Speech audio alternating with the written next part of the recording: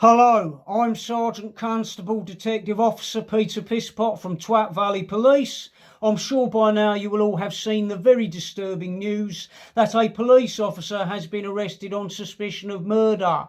Obviously, it doesn't make the UK police force look great. In PR terms, it is a bit of a disaster, quite frankly. We've all been working very hard to enforce COVID restrictions and issue as many fines as possible, and suddenly one bad apple amongst us comes along and starts murdering women. Before you know it, the reputation of the whole police force is completely down the toilet. At this stage, all I can do is try to set your minds at ease. Trust me when I say that when you encounter a police officer, the chances of that officer being a murderer are very slim indeed. Personally speaking, I've never committed a murder. I've never considered committing a murder.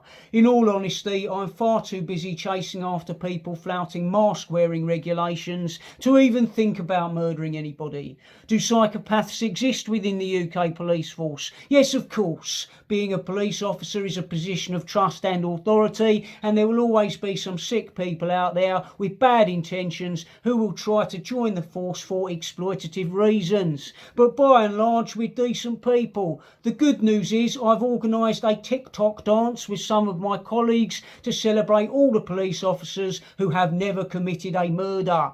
Of course, we are still in the midst of a pandemic, so the best way to avoid being murdered by a police officer is to stay at home in accordance with government regulations. Don't go anywhere unless strictly necessary. The fewer places you go, the less chance you've got of being murdered.